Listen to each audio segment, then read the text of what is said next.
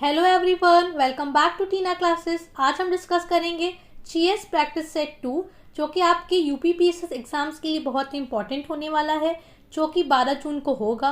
और वो सभी एग्जाम्स आने वाले जैसे कि लेखपाल, वीडियो, पेट, जिसमें जीएस के क्वेश्चंस पूछे जाते हैं, तो उसके लिए भी ये वीडियो बहुत ही यूजफुल होने वाली है। तो चलिए स्टार्ट करते हैं अपने पहले क्वेश्चन से। निम्न में से क्या भारतीय संविधान की मुख्य विशेषता नहीं है? ऑप्शन ए अर्ध संघीय संरचना, ऑप्शन बी शक्तियों का वितरण, ऑप्शन सी प्रतिबद्ध न्यायतंत्र, ऑप्शन डी लिखित संविधान और संविधान की सर्वोच्चता। आप सभी अपने आंसर्स को गेस कर सकते हैं। तो इसका करेक्ट आंसर हो जाएगा ऑप्शन सी प्रतिबद्ध न्यायतंत्र। नोट, भारतीय संविधान में अर्ध संघीय संरचना, शक्तियों का वितरण, लिखित संविधान और संविधान की सर्वोच्चता होना, भारत में एक स्वतंत्र न्यायपालिका की व्यवस्था की गई है, न कि भारत में प्रतिबद्ध न्यायतंत्र की व्यवस्था की गई है।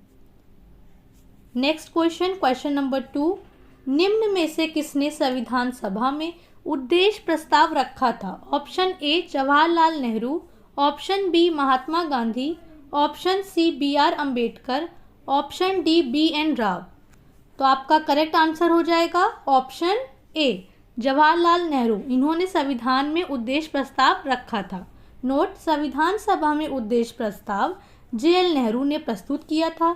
BR अम्बेडकर क्या थे? तो BR अम्बेडकर उस वक्त प्रारूप समिति के अध्यक्ष थे। BN राव, तो BN राव ने संवैधानिक सलाहकार की भूमिका का निर्वहन किया था। यह आपके एग्जाम्स के लिए बहुत इंपॉर्टेंट है। क्वेश्चन 3। संविधान सभा का प्रथम अधिवेशन कब हुआ था? ऑप्शन ए 26 जनवरी 1949, ऑप्शन बी 11 अक्टूबर 1946, ऑप्शन सी 9 दिसंबर 1946, ऑप्शन डी 27 जनवरी 1949। आप सभी अपने आंसर्स को गेस करते चलिए और अपनी प्रिपरेशन को चेक कर सकते हैं। तो इसका करेक्ट आंसर हो जाएगा ऑप्शन सी 9 दिसंबर 1946। इस दिन संविधान सभा का प्रथम अधिवेशन हुआ था। नोट, संविधान सभा का प्रथम अधिवेशन 9 दिसंबर 1946 को हुआ था और इसके अध्यक्ष डॉक्टर सच्चिदानंद सिन्हा को बनाया गया था। Next question, question number 4। सूची 1 को सूची 2 से मिलाना है। सूची 1 में आपके ध्रुवीय क्षेत्रों के साधन दिए हुए हैं और सूची 2 में क्रियाकलाप दिया है। कयाक, इग्लू, यूनियाक, स्लेज। और क्रियाकलाप में क्या है? परिवहन हेतु नाव, कुत्तों द्वारा खींची जाने वाली गाड़ी, शिकार हेतु संकरी नाव, बर्फ, काम, मकान। आप सभी अपने आंसर्स को गेस कर सकते हैं। आई होप आपने गेस किया होगा। तो इसका करेक्ट आंसर हो जाएगा ऑप्शन ए 1 4 3 2। तो चलिए मैच करते हैं। कयाक, तो कयाक क्या है? ये परिवहन हेतु एक नाव है। इग्लू, इग्लू क्या है? ये बर्फ का मकान है। यूनियाक क्या है? तो यूनियाक आपका हो जाएगा शिकार हेतु संकरी नाव है। और स्लेज क्या है? तो स्लेज आपका कुत्तों द्वारा खींची जाने वाली गाड़ी है। नोट, इन्यूट एस्किमो प्रजाति का ही स्थानीय नाम है और इनके द्वारा बनाए गए बर्फ के मकान को ही क्या कहते हैं? इग्लू कहते हैं। क्वेश्चन 5। शैतान का golf course, devil's golf course नाम से प्रसिद्ध मृत्यु की घाटी यानी डेथ वैली कहाँ स्थित है? Option A USA, option B Chile, option C Colombia, option D Canada. आप सभी अपने आंसर्स को गेस कर लें। आई होप आपने कर लिया होगा। तो करेक्ट आंसर हो जाएगा ऑप्शन ए USA में डेथ वैली स्थित है। नोट, डेविल्स गोल्फ कोर्स के नाम से प्रसिद्ध मृत्यु घाटी है। USA के मोजावे रेगिस्तान में डेथ वैली नेशनल पार्क स्थित है और यह पार्क पूर्वी कैलिफोर्निया में स्थित है। Next question, question number 6। निम्न पर्वतों में से कौन टर्शियरी पर्वतीयकरण का परिणाम नहीं है? ऑप्शन ए एंडीज पर्वत, ऑप्शन बी आल्प्स पर्वत, ऑप्शन सी एप्लेशियन पर्वत, ऑप्शन डी कुनलुन पर्वत। आप सभी अपने आंसर्स को गेस करते चलिए। तो करेक्ट आंसर हो जाएगा ऑप्शन सी, एप्लेशियन पर्वत। आल्प्स, एंडीज, हिमालय पर्वत टर्शरी, एप्लाइन, अल्पाइन, यूगीन वलित पर्वत हैं। इनके अतिरिक्त जो रॉकीज और एटलस हैं ये सभी इसी श्रेणी के पर्वत हैं। एप्लेशियन एक प्राचीन पर्वत है जिसका निर्माण कैलिडोनियन युग में हुआ था और अंततः शेष अन्य से क्या है, भिन्न है। नेक्स्ट क्वेश्चन, क्वेश्चन नंबर 7, हवाई जहाज के टायरों को चौड़ा करने में निम्न में से कौन सी गैस प्रयुक्त होती है? Option A neon, option B hydrogen, option C helium, option D nitrogen. तो इसका करेक्ट आंसर हो जाएगा ऑप्शन डी नाइट्रोजन। वायुयान के टायरों में भरने हेतु नाइट्रोजन गैस का यूज होता है। वायुयानों के टायरों का दबाव एवं तापमान बहुत उच्च होने के कारण वायुयान के उतरते एवं रुकते समय टायरों में विस्फोट होने की संभावना बहुत अधिक बढ़ जाती है। इसीलिए नाइट्रोजन गैस हम लोग भरते हैं। दबाव कम होने के कारण टायरों में विस्फोट की संभावना न्यूनतम हो जाती है। नेक्स्ट क्वेश्चन, क्वेश्चन नंबर 8, निम्न कथनों में से सही कथन का चयन करें। फर्स्ट, सोते समय तीव्र प्रकाश अवांछनीय होता है। स्टेटमेंट 2, तीव्र प्रकाश में शरीर में मेलाटोनिन का उत्पादन अधिक होता है। ऑप्शन है केवल एक, क्या पहला वाला सही है? केवल दो, दूसरा वाला सही है? या फिर ऑप्शन सी, पहला दूसरा दोनों सही है? या ऑप्शन डी, इनमें से कोई नहीं? तो आपका करेक्ट आंसर होता है ऑप्शन ए, केवल एक। नोट, तीव्र प्रकाश में शरीर मेलाटोनिन के उत्पादन की कमी होने लगती है जिससे परिणाम क्या होता है, निद्रा में व्यवधान आता है। इसलिए सोने समय तीव्र प्रकाश क्या है, अवांछनीय होता है।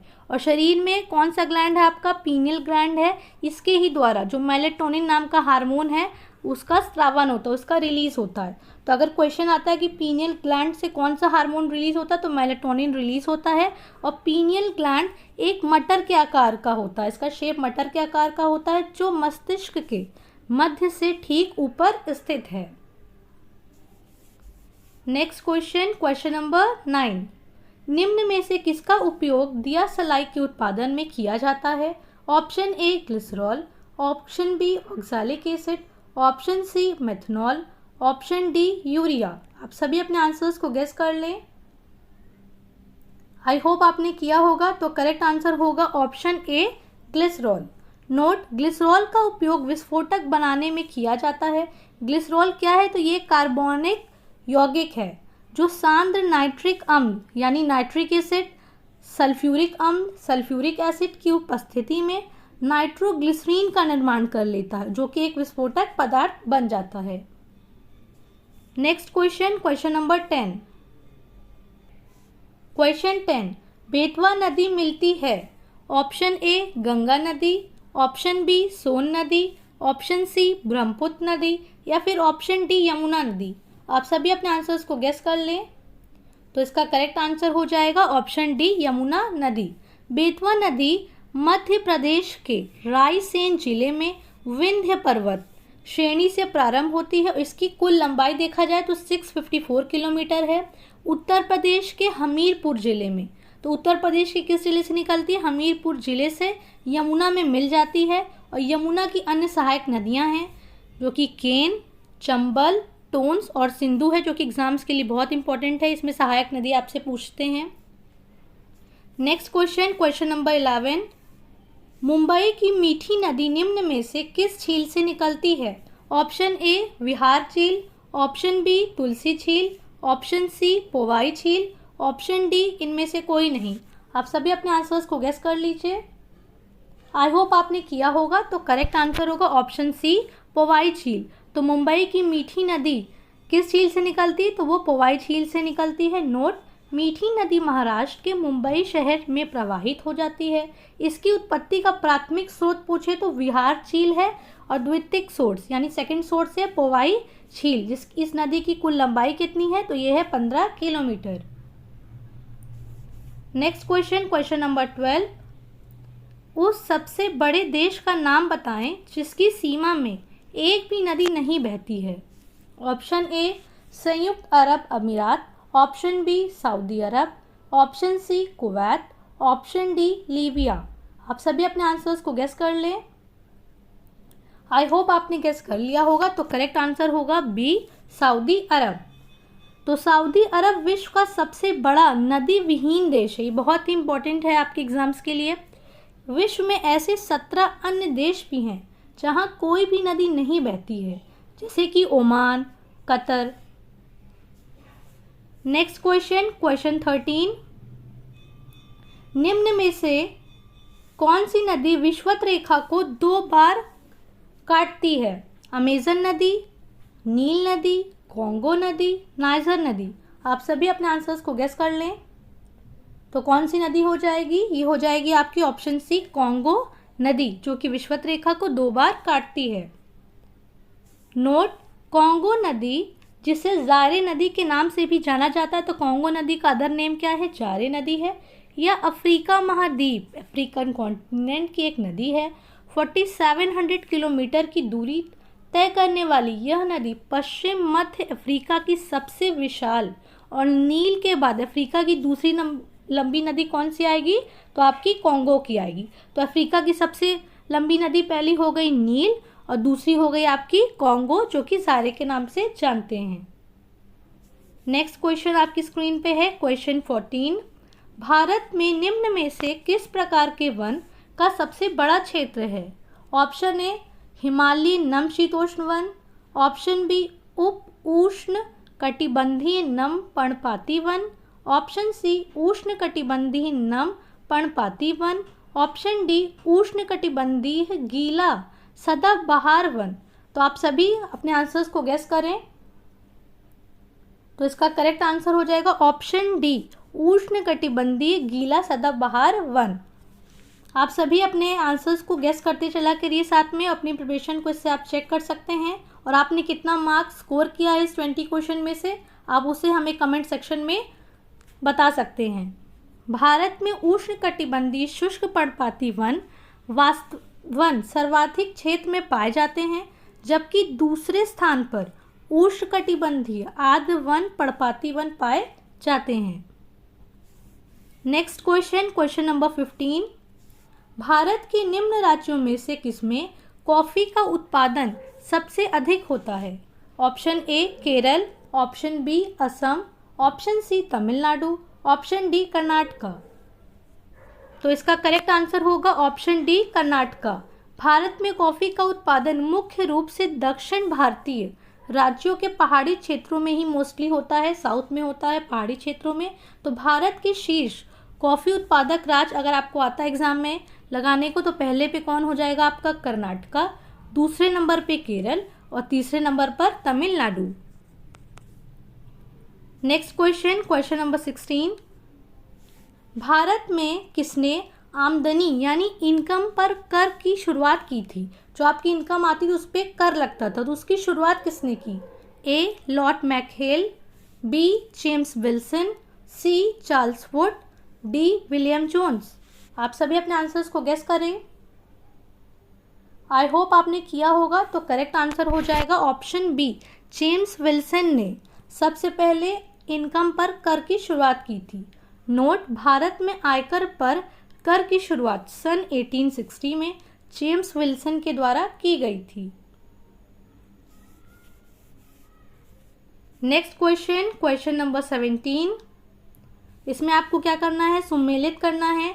जैव मंडल स्थल है और दूसरी तरफ क्या है? उसके स्थापना वर्ष। नीलगिरी, पन्ना, पंचमढ़ी, नंदा देवी, ये आपके क्या है? जैव मंडल स्थल है। और उसके अपोजिट साइड स्थापना वर्ष है 2011, 1986, 88, 99। तो आप सभी अपने आंसर्स को गेस कर लें। तो करेक्ट आंसर होगा ऑप्शन ए 2143। तो चलिए मैच करते हैं। नीलगिरी हो जाएगा 1986, पन्ना हो जाएगा 2011, पंचमढ़ी हो जाएगा 1999 और नंदा देवी हो जाएगा 1988। ये क्वेश्चंस बहुत ही इंपॉर्टेंट है। आप सभी अपने एग्जाम्स में जाने से पहले इसको 1-2 बार रिवाइज ज़रूर करके जाइएगा। क्वेश्चन 18। चींटियों के अध्ययन को क्या कहते हैं? Option A nematology, option B nidology, option C herpetology, option D myrmecology. आप सभी अपने आंसर्स को गेस कर लें। तो करेक्ट आंसर होगा ऑप्शन डी मर्मिकोलॉजी। चींटियों के अध्ययन को मर्मिकोलॉजी कहते हैं। उसी तरह हर्पेटोलॉजी होता है, ये किसका अध्ययन होता है? तो हर्पेटोलॉजी आपका अध्ययन होता है सरीसृप का। सरीसृप वर्ग अभयचर या फिर रेप्टाइल का अध्ययन को कहते हैं। निडोलॉजी ये पक्षियों के घोंसले को का अध्ययन को कहते हैं। नेक्स्ट क्वेश्चन, क्वेश्चन नंबर 19, घाव का अध्ययन क्या कहलाता है? Option A traumatology, option B dermatology, option C caliology, option D oncology. तो बताइए इसका करेक्ट आंसर क्या होगा? तो इसका करेक्ट आंसर हो जाएगा ऑप्शन ए ट्रोमेटोलॉजी। तो घाव का अध्ययन जिसे आप इंग्लिश में ट्रोमेटोलॉजी कहते हैं। उसी तरह ऑन्कोलॉजी क्या होता है? यहाँ पे हम लोग कैंसर का अध्ययन करते हैं। कैलोलॉजी क्या होता है? मनुष्य की सुंदरता का अध्ययन होता है। Last question of this series, question 20, एक पौधे की पत्ती में किस प्रकार की कोशिकाओं में क्लोरोफिल रहता है? Option A sclerenchyma, option B collenchyma, option C xylem, option D parenchyma. आप सभी अपने आंसर्स को गेस कर सकते हैं। आई होप आपने गेस किया होगा। तो करेक्ट आंसर हो जाएगा पैरेनकाइमा। तो एक पौधे की पत्ती में पैरेनकाइमा क्लोरोफिल रहता है। आई होप आपको ये वीडियो इन्फॉर्मेटिव लगी होगी। अगर आप सब चैनल पर पहली बार आए हैं तो चैनल को ज़रूर सब्सक्राइब कर दीजिएगा, इस वीडियो को लाइक शेयर कर लीजिएगा और चैनल को ज़रूर सब्सक्राइब करिएगा ताकि जब भी हम अपनी वीडियो को अपलोड करते हैं उसका नोटिफिकेशन आपके पास सबसे पहले पहुंचता है। Thank you for watching.